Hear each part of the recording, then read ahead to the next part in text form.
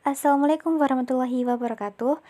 Saya Anahil Taizah dan teman saya Jordi Mesi Pramudia. Di sini kami akan menjelaskan mengenai family system terapi.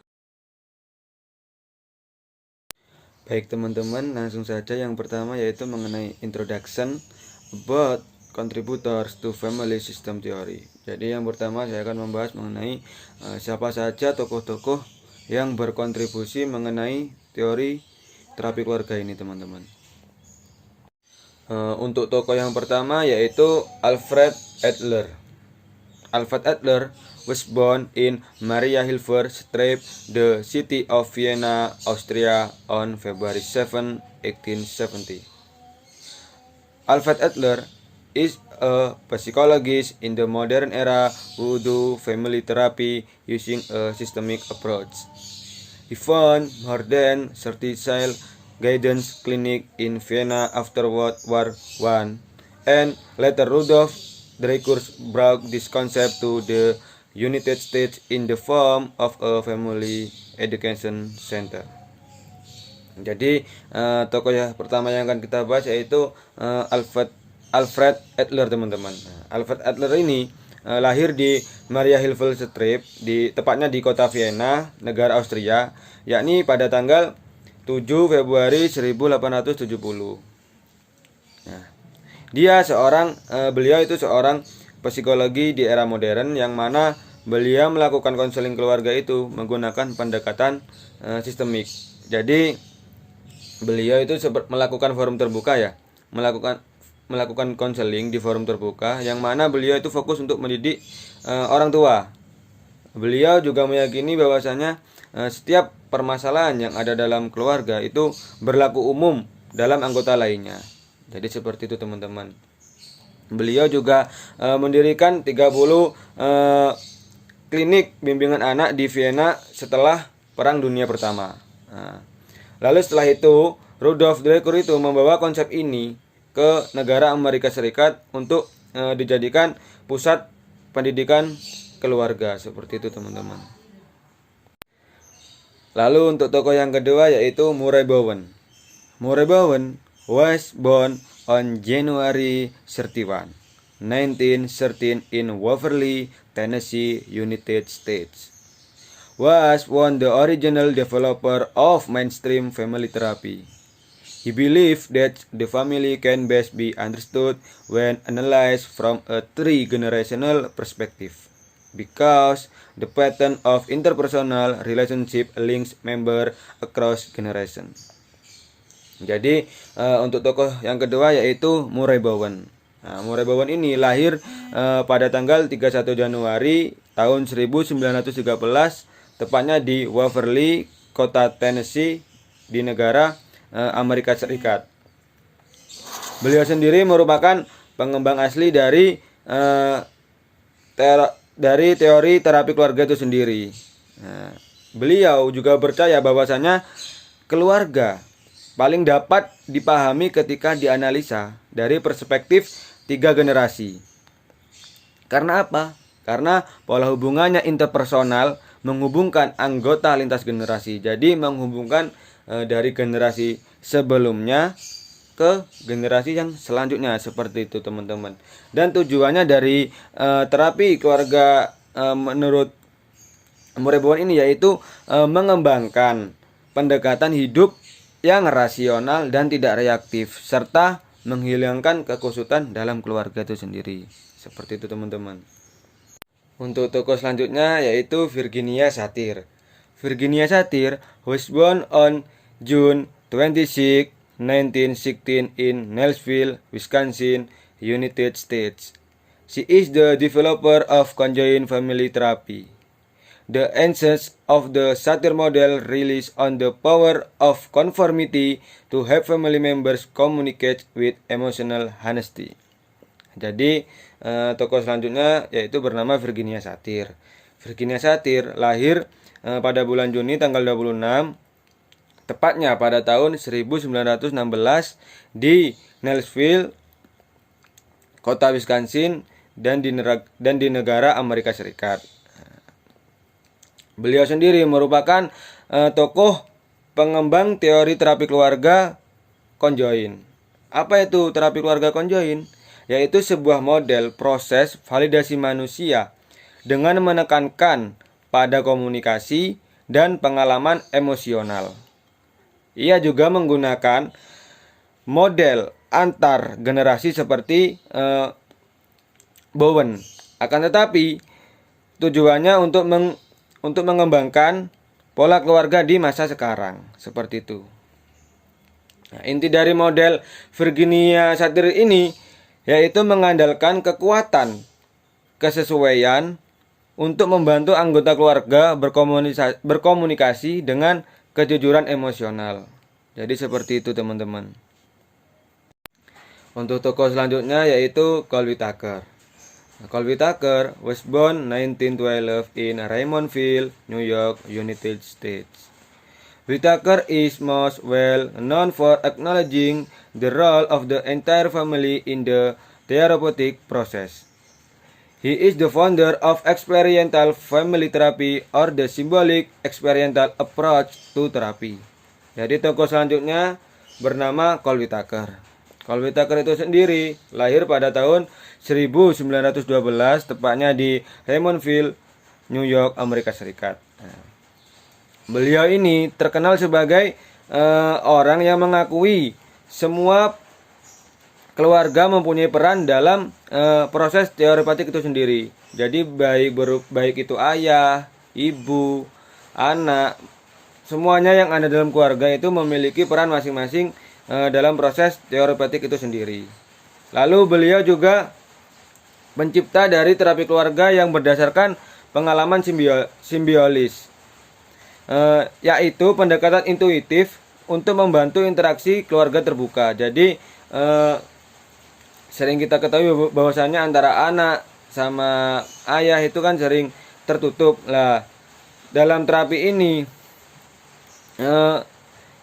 beliau bertujuan untuk agar semua yang ada dalam keluarga itu mempunyai sifat keterbukaan sehingga memiliki rasa sehingga tetap mempertahankan rasa memiliki dalam keluarga. Jadi antara anak sama ayah itu saling terbuka. Jadi mempunyai nanti suatu saat akan mempunyai rasa saling memiliki, seperti itu teman-teman. Baik, untuk tokoh yang berikutnya yaitu Salvador Minuchin. Salvador Minuchin was born on October 13, 1921 in San Salvador, Argentina. He began developing structural family therapy in the 1960s. His work at the Philadelphia Children's Guidance Clinic in 1970. Salvador family therapy theory focus on the organizational structure of the family, which will help in change stereotypical pattern and redefining relationship among family members. Jadi tokoh berikutnya bernama Salvador Minuchin. Salvador Minuchin ini lahir pada tanggal 13 Oktober 1921 di San Salvador, Argentina. Ia mulai mengembangkan teori terapi keluarga struktural ini pada tahun 1960, yang mana ia memulainya melalui bekerja di klinik bimbingan anak di Philadelphia pada tahun 1970. Beliau menyempurnakan teori terapi keluarga struktural ini dengan berfokus pada struktur ataupun organisasi keluarga itu sendiri. Nah, yang mana dalam fokus tersebut membantu untuk mengubah pola stereotip dan juga mendefinisikan kembali hubungan antara anggota keluarga. Jadi seperti itu teman-teman. Untuk tokoh yang terakhir yaitu J. Haley and Chloe Madanes. He founded the Washington School of Strategic Family Therapy in the 1970s after Haley left the Mental Research Institute in Palo Alto, California.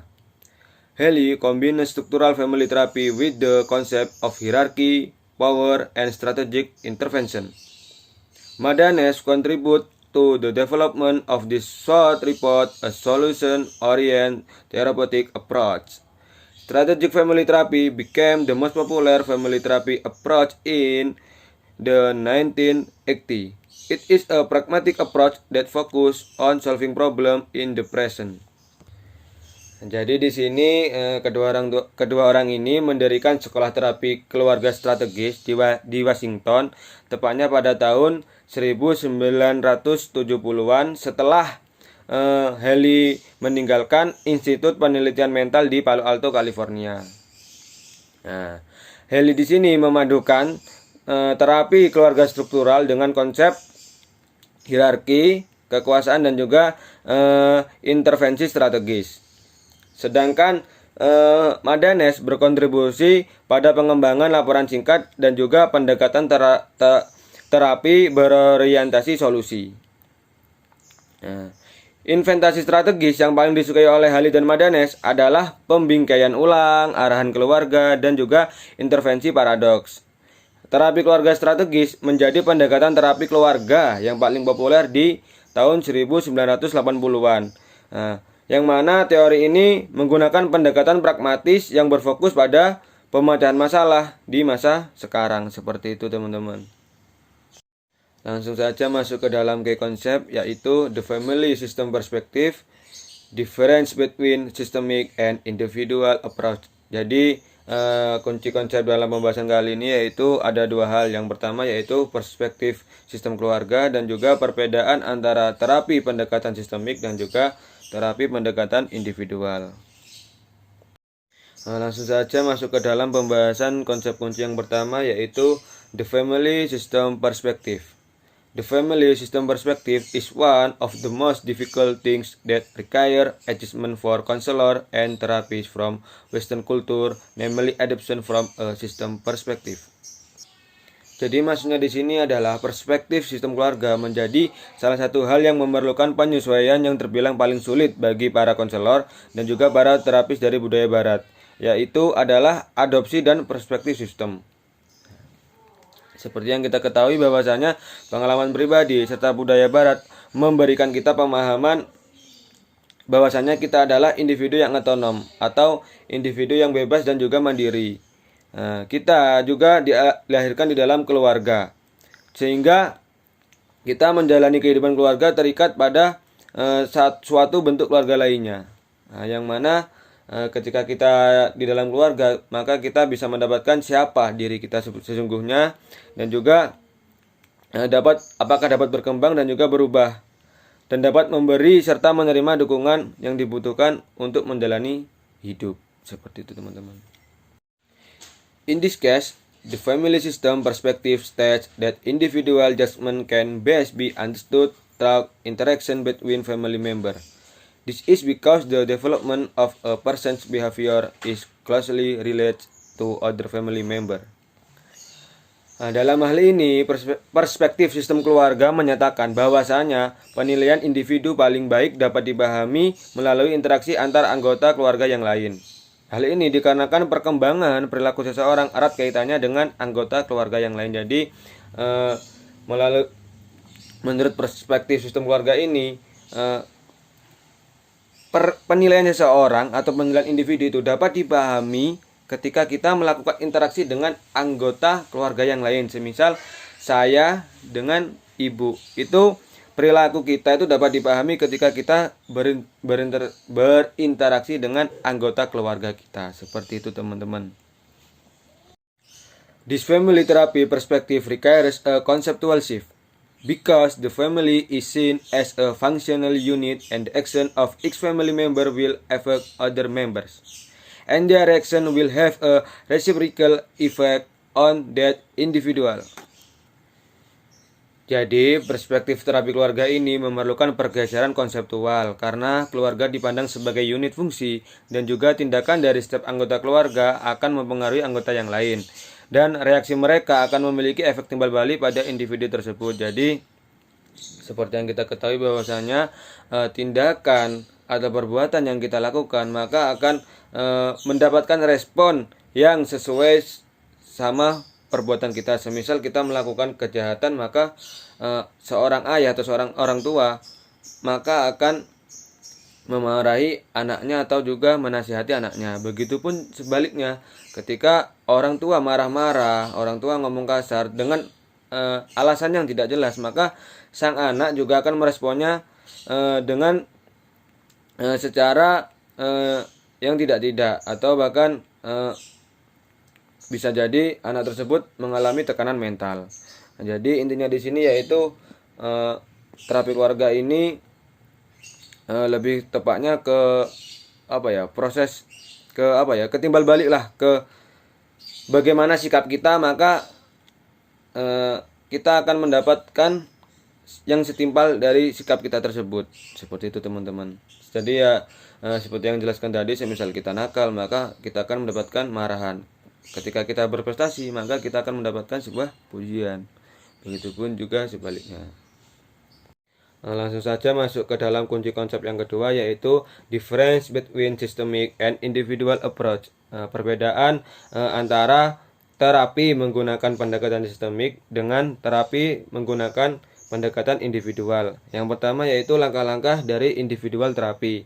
The first, focus on getting an accurate diagnosis using the DSM-4TR.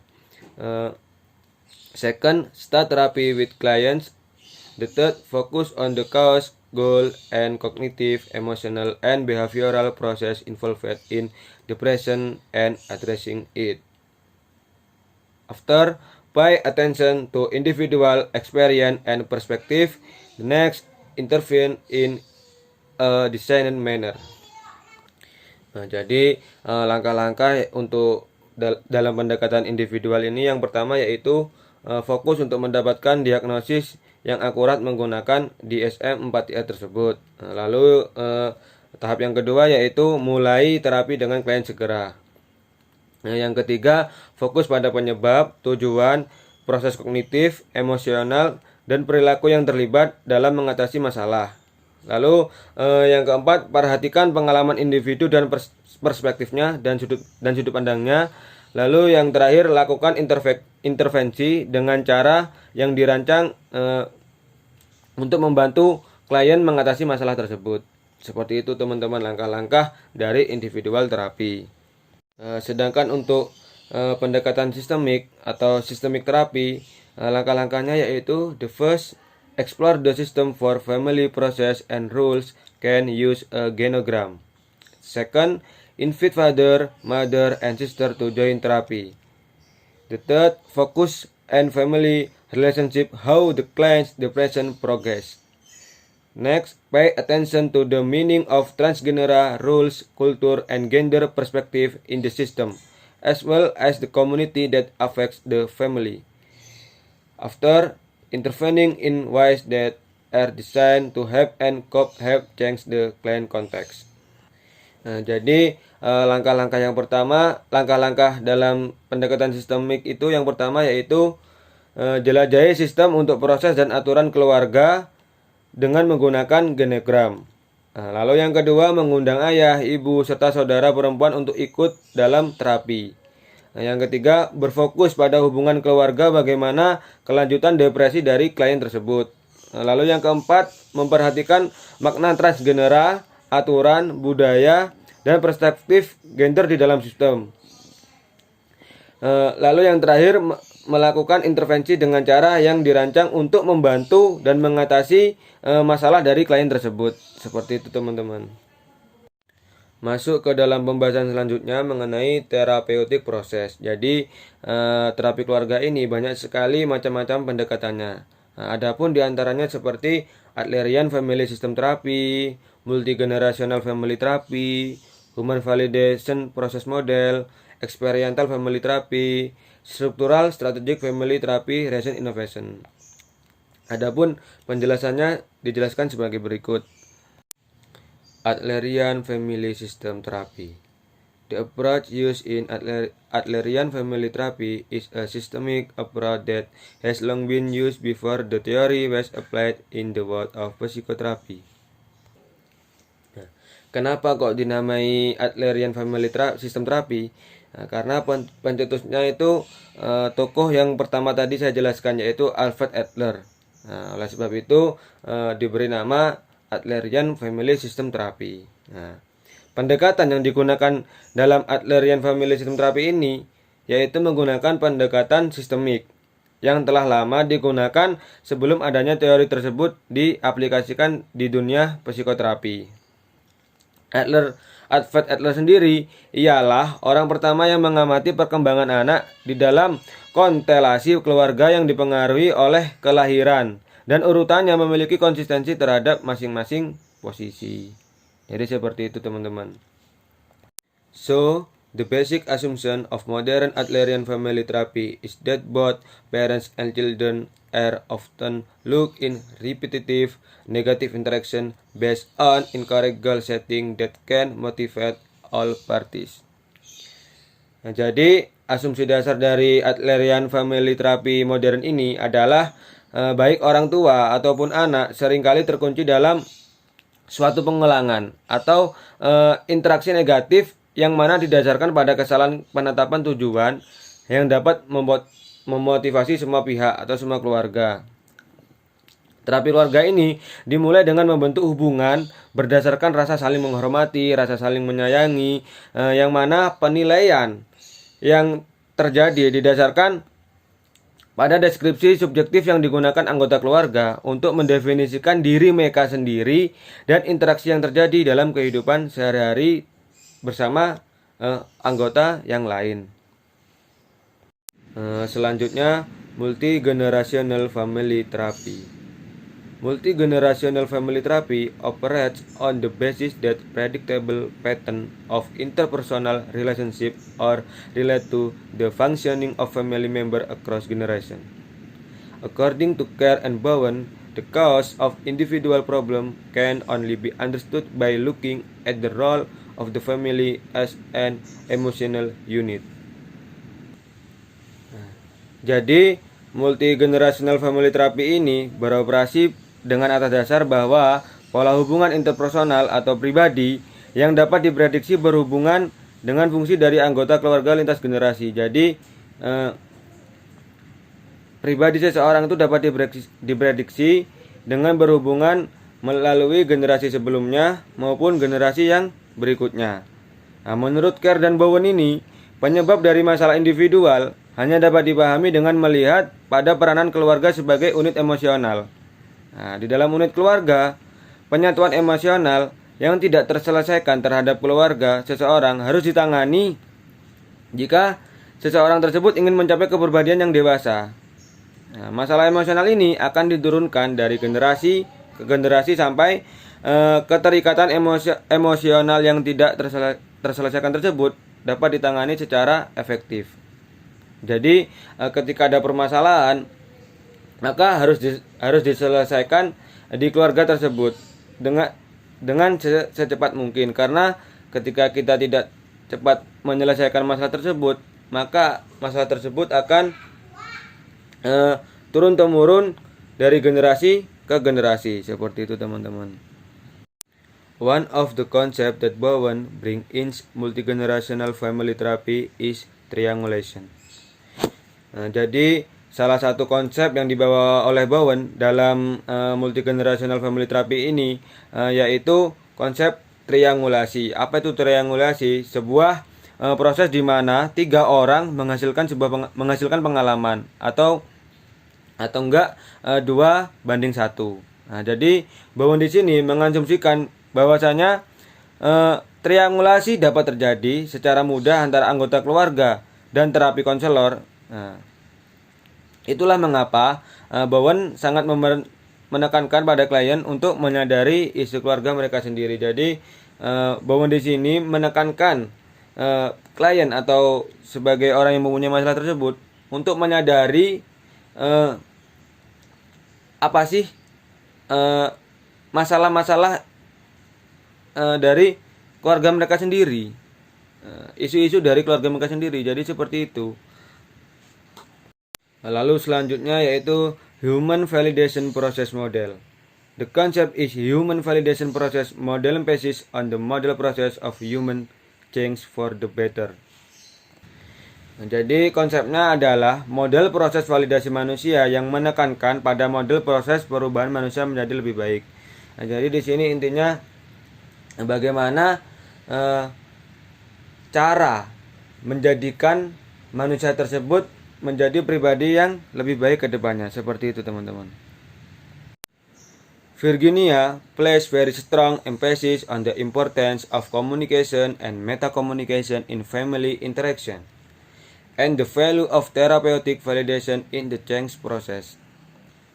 Virginia menempatkan penekanan yang sangat kuat pada pentingnya komunikasi dan metakomunikasi dalam interaksi keluarga, serta nilai validasi terapeutik dalam proses perubahan. Nah, jadi di sini Virginia itu menekankan kita sebagai pribadi harus sering berkomunikasi atau sering berinteraksi dengan anggota keluarga yang lain, yang mana dari proses komunikasi atau metakomunikasi tersebut mengakibatkan kita merubah kita untuk menjadi pribadi yang lebih baik di masa yang akan datang. Nah, karena dengan seringnya komunikasi antara satu dengan yang lain, seperti itu teman-teman. Virginia outlines for communication attitudes that tend to be applicable, namely blaming, calming, very sensible, and irrelevant. Nah, jadi di sini Virginia itu menjelaskan ada 4 sikap komunikasi yang cenderung dapat diterapkan untuk orang di bawah stres. Nah, yaitu diantaranya menyalahkan, menenangkan, masuk akal, dan tidak relevan. Mungkin itu saja yang dapat saya sampaikan. Selanjutnya akan dilanjutkan oleh Mbak Ana. Carol Whittaker is a pioneer in the symbolic family therapy experience. In this theory, it emphasizes choice, freedom, self-determination, growth, and actualization. Carol Whittaker adalah pelopor dalam pengalaman terapi keluarga simbolis. Dalam teori ini menekankan pada pilihan kebebasan, penentuan nasib sendiri, pertumbuhan, dan aktualisasi. The aim is not to relieve anxiety in the family but to maintain or increase it so that it can be a motivation for change. Tujuannya itu bukan untuk meredakan kecemasan dalam keluarga, tetapi untuk mempertahankan atau meningkatkannya sehingga dapat menjadi motivasi untuk berubah. Jadi dalam hal ini, terapi ini menekankan pada proses pertumbuhan alamiah, yang mana dalam keluarga ini untuk meningkatkan rasa memiliki dalam keluarga dan juga dalam memiliki pengalaman dalam mengekspresikan emosional. Nah, tujuan dari terapi eksperiensial ini adalah yang pertama untuk memperjelas komunikasi dalam keluarga sehingga adanya usaha untuk menemukan suatu solusi dari persoalan. Whittaker's free healing, intuitive approach sought to unmask routines and create new meaning while liberating family members to be themselves.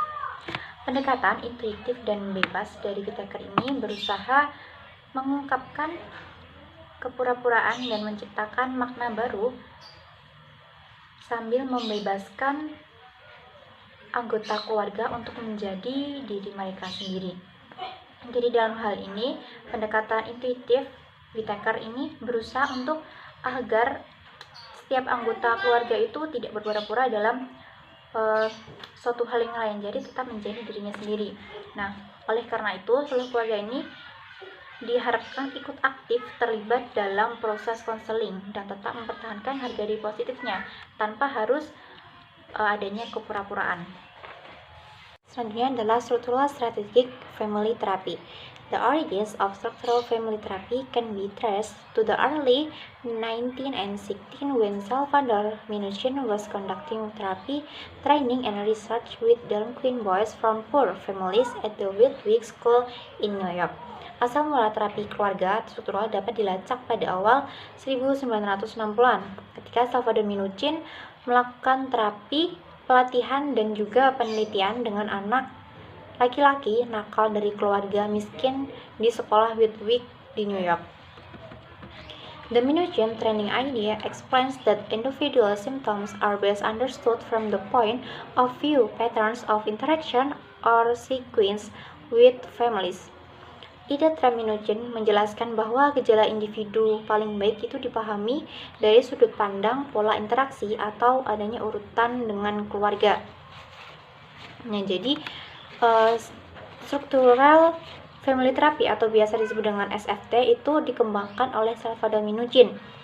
yang mana itu membahas mengenai masalah fungsi dalam keluarga. Jadi terapis ini itu berusaha untuk masuk ataupun bergabung kepada sistem keluarga dalam sebuah terapi. Untuk apa? Untuk memahami aturan yang tak terlihat yang mengatur dalam fungsi keluarga tersebut.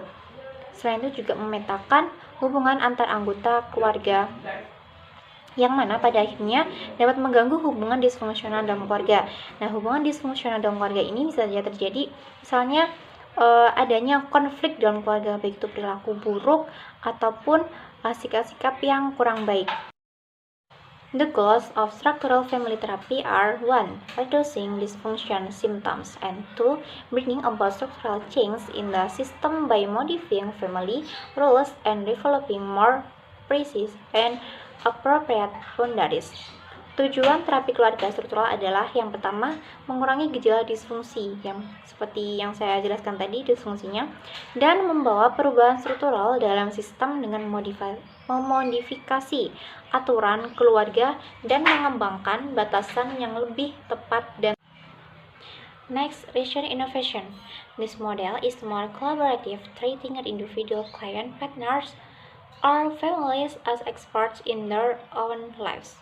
Model ini lebih kolaboratif, memperlakukan mitra klien, individu, ataupun keluarga sebagai ahli dalam kehidupan mereka sendiri.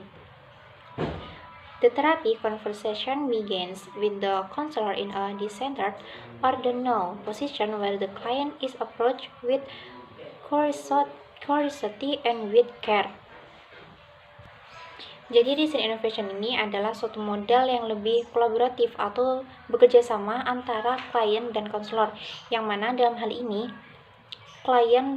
individu klien ataupun keluarga itu lebih ahli dalam apa yang dia ketahui daripada konselor. Kemudian dalam design innovation, percakapan dalam terapi ini dimulai dengan konselor dalam posisi dia tidak mengetahui apa yang sedang terjadi. Jadi melakukan pendekatan kepada klien untuk menanyakan apa yang terjadi dan apa yang ingin dikonsultasikan dengan penuh hati-hati tentunya. First order cybernetics views counselor and therapists as observers who are outside the system. Cybernetics order pertama ini memandang konselor dan terapis sebagai pengamat yang berada di luar sistem. Feminist models and family therapy based on second order cybernetics perspective. Model feminis dan terapi keluarga ini berdasarkan perspektif cybernetika order 2. Apa yang dimaksud dengan cybernetika? Jadi cybernetika itu adalah suatu studi dari sistem dan juga proses yang berinteraksi dengan diri mereka sendiri. Nah, pada orde 2 atau cybernetika kedua ini adalah praktisi keluarga ini menjadi bagian dari sistem keluarga dan hanya dapat dihadiri bersama keluarga yang merubahnya. Jadi dalam orde 2 itu hanya dapat dihadiri oleh keluarga yang benar-benar berpengaruh dalam hidupnya. Nah, dalam orde pertama itu memandang konselor dan terapis sebagai pengamat yang berada di luar sistem, jadi hanya sebagai pengamatnya saja. Next, a multi-layered process of family therapy atau proses terapi keluarga bertingkat. The family is a layered system which influences and is influenced by the larger system in which they are embedded. Keluarga adalah sistem yang bertingkat atau berlapis yang mengaruhi dan dipengaruhi oleh sistem yang lebih besar di mana mereka tertanam. The family can be described in terms of individual members and system can be judged on power, alignment, organization, structure, development, culture, and gender. Keluarga dapat digambarkan dalam istilah anggota individu. Anggota dan sistem dapat dinilai berdasarkan kekuasaan, keselarasan, organisasi, struktur, pengembangan, budaya, dan gender. Jadi dalam terapi keluarga bertingkat ini, keluarga ini adalah faktor yang mengaruhi tiap anggota keluarga dan juga dipengaruhi oleh adanya sistem. Bahkan individu ini dapat dianggap dari perspektif sistem keluarga secara internal. Nah, keluarga inti dalam komunitas umum itu akan menjadi sebuah keluarga besar. Nah, oleh karena itu banyak juga keluarga yang membentuk suatu komunitas. Nah, dan juga banyak komunitas yang membentuk suatu wilayah dan budaya. Nah, sehingga dapat menjadi negara atau masyarakat. Proses terapi keluarga ini memiliki beberapa gerakan. Yang pertama adalah forming relationship atau bentuk hubungan. The use of a layered approach to family therapy is best supported by a collaborative and therapist-client relationship where mutual respect, caring, empathy, and genuine interest in others are the main things. Penggunaan pendekatan berlapis untuk terapi keluarga ini paling baik didukung oleh hubungan kolaboratif dan terapis klien di mana rasa saling menghormati, kepedulian, empati, dan minat tulus pada orang lain adalah hal yang paling utama. The therapist begins to form a relationship with the client from the first contact. Terapis mulai menjalin hubungan dengan klien sejak kontak pertama. Since the first face-to-face meeting, a good therapeutic relationship can be started by making contact with everyone present. Sejak pertemuan tatap muka yang pertama, hubungan terapeutik yang baik itu dapat dimulai dengan melakukan kontak dengan semua orang yang hadir.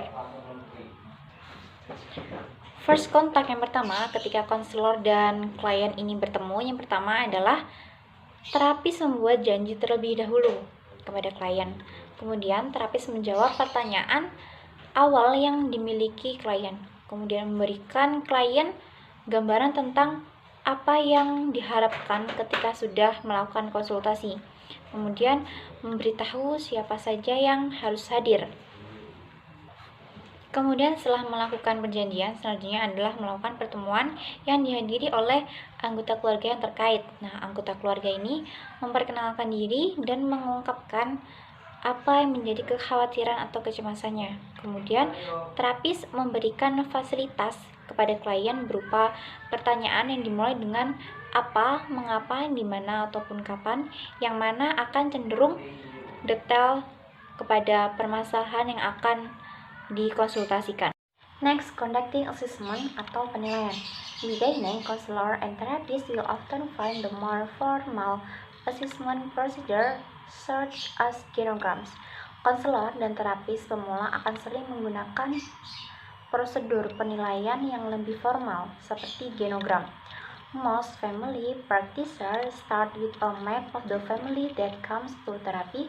The parents are listed with their name, age, and date of birth in either a rectangle for men or a circle for women. Kebanyakan praktisi keluarga ini memulai dengan peta keluarga yang datang ke terapi. Para orang tua didaftar dengan nama, umur, dan tanggal lahir, baik itu dalam bentuk persegi panjang untuk laki-laki ataupun lingkaran untuk perempuan. Generally indicated in chronological order with a list of men on the left and women on the right. Umumnya, hal ini ditunjukkan dalam urutan kronologis dengan daftar pria di sebelah kiri dan wanita di sebelah kanan. Dotted lines indicate distant relationship and are shown with lines. Garis putus-putus menunjukkan adanya hubungan yang jauh dan diperlihatkan dengan garis-garis. Nah, seperti yang ada di contoh, ini adalah genogram secara simpel dalam sederhana, yakni John ini ada di sebelah kiri karena John ini adalah laki-laki dan berbentuk dengan kotak. Kemudian Mary ini ada di sebelah kanan karena dia perempuan dan bentuknya adalah lingkaran. Nah, ada yang garis putus-putus di antara John dan Mary ini menunjukkan adanya suatu hubungan. Next, hypothesizing and sharing meaning atau membuat hipotesis dan berbagi makna. To hypothesis is to form a set of ideas about people, systems, and situations that focus meaning in a useful way. In family therapy, hypothesizing flows from the ideas and understandings generated in the assessment process. Menghipotesiskan adalah suatu bentuk sekumpulan ide tentang orang, sistem, dan situasi yang memfokuskan makna dengan cara yang bermanfaat. Dalam terapi keluarga, hiperhipotesis ini mengalir dari ide dan pemahaman yang dihasilkan dalam proses penilaian. The existence of a hypothesis will invite and ask for feedback or feedback from various families. Adanya hipotesis akan mengundang dan meminta tanggapan dari berbagai keluarga. When the counselor will give an idea, then he will ask permission to reveal it. Ketika konselor akan memberikan ide, maka ia akan meminta izin untuk mengungkapkannya. Nah, jadi adanya hipotesis ini akan mengundang umpan balik. Nah, umpan balik inilah yang memungkinkan terapis dan keluarga ini dapat mengembangkan kecocokan satu sama lain, yang mana akan memperkuat hubungan keluarga. Nah, kemudian ketika konselor itu akan memberikan ide, itu hendaknya izin terlebih dahulu. Jadi, minta izin untuk mengungkapkannya, seperti misalnya, Pak, saya punya ide yang ingin saya bagikan dengan Anda. Maukah Anda mendengarkan? Nah, jadi contohnya seperti itu. Jadi ketika akan memberikan ide itu hendaknya harus izin terlebih dahulu gitu.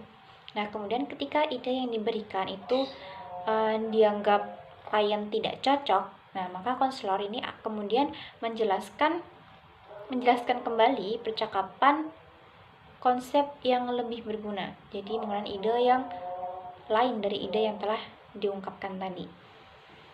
Sekian, wassalamualaikum warahmatullahi wabarakatuh.